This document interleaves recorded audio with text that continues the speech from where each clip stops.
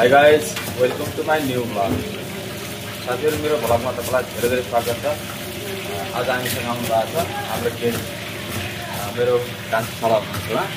उहाँ दुबईमा 10 वर्ष बसेर नेपाल फर्किनु भएको। 10 वर्ष अगाडि उहाँले यो चाइनिजको पुरै काम गर्नुहुन्थ्यो, लसुन काट्ने हैन, अनि याबादहरू यस्तो यो बन्दाहरू काट्ने, नुडल्सहरू बोइल गर्ने, राइसहरू बोइल गर्ने, अनि यसरी चाहिँ चिकनहरू बनाउने काम उहाँले पुरै गर्नुहुन्थ्यो। उहाँले चाहिँ 4 वर्ष मुम्बईमा यही कुकिङ काम गर्नुभएको थियो। तर सपोज मान्छेको भाग्यरेखा अथवा मान्छेको सेटिस्फाई भएको तरिकाले कहाँ कसरी गर्ने भन्ने हुँदैछ। उहाँ चाहिँ अहिले कतारमा बस्नुहुन्छ। कतारमा राम्रो उहाँको अहिले इन्कम छ। उहाँले धेरै राम्रो प्रगति गर्नुभएको छ। हामी सँगै हो। उहाँको घर चाहिँ भुरुवा, मेरो घर चाहिँ बलिया हो, लम्की पैलाली, लम्की नगरपालिका। अहिले उहाँले चाहिँ खुरखुरेमा, चितवनको खुरखुरेमा चाहिँ घर जग्गा बनाएर बालबच्चालाई मजाले राख्नु खाँदाखेरि खुसी लाग्यो। हिजो राति आउनु भएको थियो, मजाले रमाइलो खानपिन गऱ्यौँ।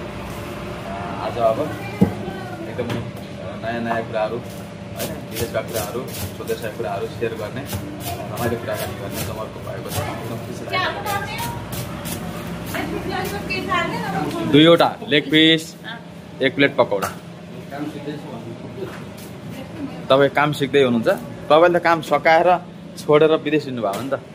अब हामी चाहिँ अब मेड इन नेपाल पऱ्यौँ कि अब कतै जान नसक्ने होइन, लुते चाम्रा मान्छे। हामी चाहिँ स्वदेशमै काम गरिरहेको छौँ होइन। हस्, हाम्रो गेस्टहरू चाहिँ खानाको लागि रेडी भइसक्नु भयो, खाइरहनु भएको छ। कस्तो? हेलो डेभिडजी, मजा आइरहेछ? हाम्रो साला, हाम्रो भदै साला, यिनी चाहिँ कान्छा हुन् अनि यिनका छोरा यिनी हुन्। यिनी चाहिँ जेठा हुन्। अब यिनी जेठाका जेठाइ छन्। कान्छा हुन्छन् कि हुँदैन, यिनको कान्छो हुन्छ कि हुँदैन थाहा छैन। अनि केटा त मोबाइल नछोड्ने भएछ है। भात मोबाइल, भात मोबाइल, मासु पनि आँखा मोबाइलतिर, आँखा मोबाइलतिर, घाँस हातले यसो छाम्दै खाने हो होइन केटा? ओहो, आज त मोबाइल छोडेछ त केटाको। ओहो, के हो आज मोबाइल छोडेको छ नि? मासु भात। आज सबैले छिटो खाना खाएँ। मैले त अलिक भोक लागेको छैन, अलिअलि पछि खानु पर्ला जस्तो लागिरहेको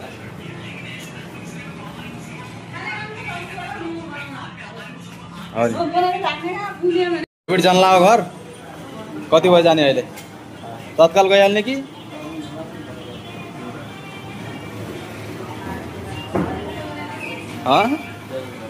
तत्काल जाने कि एकछिन बसेर जाने? हामी हिँडेको भन्नु न। फाइनली हामी पुसाइ घरबाट गयो भन्नु अब। आउँदाखेरि बाटामा फाइनल्ली गाइज म पुसाइ घर पुगिसकेको छु भन्दै थियो अरे गाडीमा। फाइनल्ली अब हामी लगभग 24 घन्टा पुग्ने बेलामा चाहिँ घर फर्किँदैछौँ भन्नुपर्छ त। हामी हिँडेको अब फाइनल भएन। तिहारमा भेटिन्छ भन्ने हो। तिहारमा आउनुहोस् ल।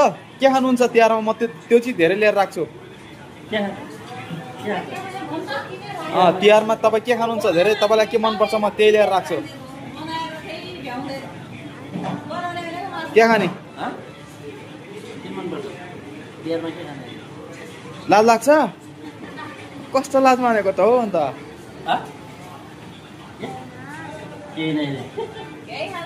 पर्दैन।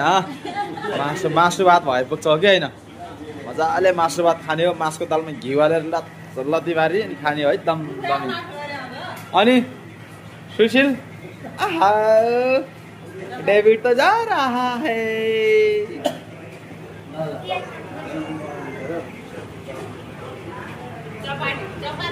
बिछोडको करौतीले काट्नु नै काट्यो, जाँदा जाँदै मूल बाटोको 2टा बाटो फाट्यो। हो, यो 2टाको चाहिँ साह्रै भएको छ। जान पर्यो भनेर गम्सा गम्सै भइरहेछ। डेभिड यहीँ बस्नु नि त, नभए के छ र? कि स्कुल छ? स्कुल छ? ए ल, अब हाम्रो डेभिड बाबु पनि घर जाने भनेर तयारी भरे टकाटक जुत्ता लगाएर भाइ एकदम फिटफाट भएर केटा आइसकेको छ। हुन्छ, अब चाहिँ दिपावलीमा भेटौँ हस्। भनेपछि तिमीहरू जाने नै भयो है? यी 2टाको घम्सा भइरहेको थियो है लास्टमा जाने कुरा पास भयो सुन 3 गते बजेको बर्थडे बनाउने हो होइन बुझ्यो कि नै सकेपछि तपाईँहरू पनि आउनु होला 3 गते बजेको बर्थडे बनाउनु पर्छ है अहिलेदेखि बाई बाई केटा हो बाई बाई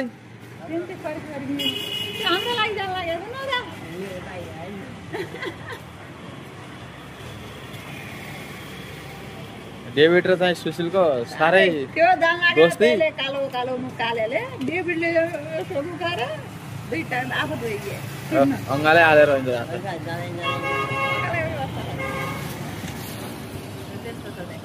अङ्गाल हालेर अर्को वन मान्छे विशाल मन मान्छे जस्तो भयो एक्लै बस्ने एक्लै ल्यापटप हेर्ने के गर्छ अब 3 गते बोलाएको छु लाई 3 गते आउनु बर्थडे बनाउला भनेको छु तपाईको बर्थडे बनाउनु पर्छ 3 गते हेरौँला नि त त्यो गुगलमा पनि हेरेपछि थाहा भइहाल्छ 3 गते भने हाम्रो केटाहरु चाहिँ गयो विशाल सुशीला मामाहरु गएको नि तल देखिस तल देख्यो ढोकेर गाउँलाई तँलाई ढोकेर गयो त किन गइनस् त किनकि थाहा पनि मलाई थाहा छैन त मजाले माथि ल्यापटप हेरेको हेरेदि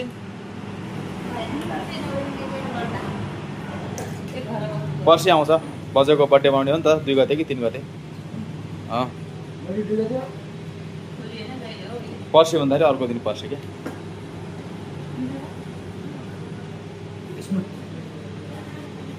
विशाललाई आफ्नो भाइ गएको चाहिँ थाहा रहेछ त्यहाँ ढोकर तँलाई ढोकरी दिने विशालले कि अर्कोले भाइले भाइ त्यही त सुशीलले तँलाई ढोकेर गयो भने त अचम्म लाग्यो मलाई त अनि सुशीलले तँलाई ढोकेर गयो भने त भाइ के हुन्छ थाहा छ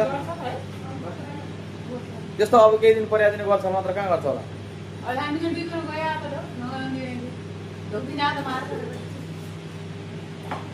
यसो आँखा गरेर जाँदैछ मलाई खुब मजा मान्दै जाँदैछ त्यो हुन्थ्यो नि एउटा त्यो बाको के थियो नि हकुना बटाटा गर्दै जान्थ्यो नि बाघको साथमा अरू 2टा थिए नि त्यस्तै गरी गर्थ्यो अब तपाईँ शैलीमा तपाईँ जाने कि म जाने इच्छा नि हेर्नु पनि हेरा बाबा कस्तो जङ्गल ठिक्कै है हेर्नु छाम्नु नै कस्तो हेरे ठुलान सब काट्दै गयो जोडी अगाडि फेरि अगाडि सब काट्दै टक्क आर्मी बाबा राखेको त्यस्तै आर्मी गति यस्तो कपाल बाबा टाउको लामो हो नि त ए लामो होला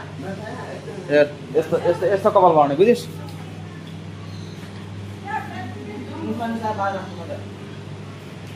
के राख्नु पर्दैन धेरै ठुलो होस् त जम्मै 14 वर्ष पुग्न नाथे घोडो गाउन त्यस्तो भनेर हुँदैन बाबु बाल काट्नुपर्छ गाइस सुशील पनि गयो अनि विशाल चाहिँ यतै बस्यो उसलाई चाहिँ थाहा रहेछ आज जे होस् बिहानदेखि साँझसम्म हामीले रमाइलो कुराकानी गऱ्यौँ अनि विदेशबाट सालो आउनु भएको थियो उहाँसँगको बसाइ उठाइसँगै भएका कुराहरूसँगै केही सन्दर्भ जोड्दै हाम्रो ब्लग चाहिँ पूर्णतमा तयार गरियो भन्नुपर्छ होइन हाम्रो ब्लग हेर्नुभएकोमा तपाईँलाई धेरै धेरै धन्यवाद छ तपाईँलाई कस्तो लाग्यो मन पऱ्यो लाइक गरिदिनु कमेन्ट गरिदिनु सब्सक्राइब गरिदिनु भन्दै आजको भिडियोबाट बिदा लिन्छौँ बाई बाई तपाईँको दिन शुभ होस्